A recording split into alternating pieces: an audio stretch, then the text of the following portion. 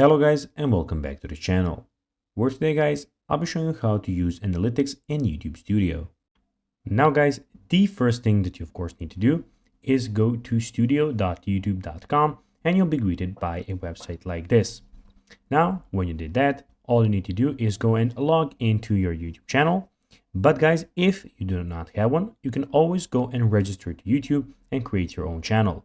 But guys, if you do not know how to do that, you can always go to our YouTube channel where we have plenty of how to YouTube Studio videos where you can see how you can do this. Now guys, that we got that out of the way, let's see what we actually have in front of us here. So here we have the channel dashboard or the Studio YouTube actual page where you have a lot of different options.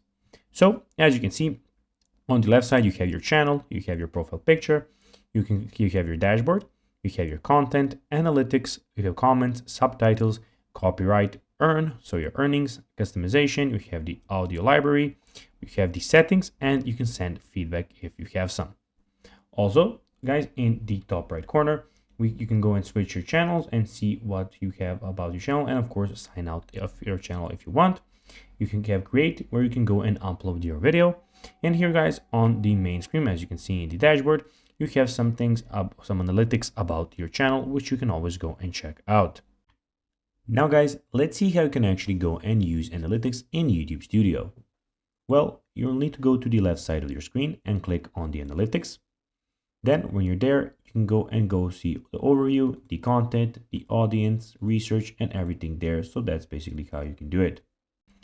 So guys, that'll be everything for this video. I hope that you found this video informative. If you did, guys, don't forget to like this video, share it, subscribe to the channel, put the notifications on.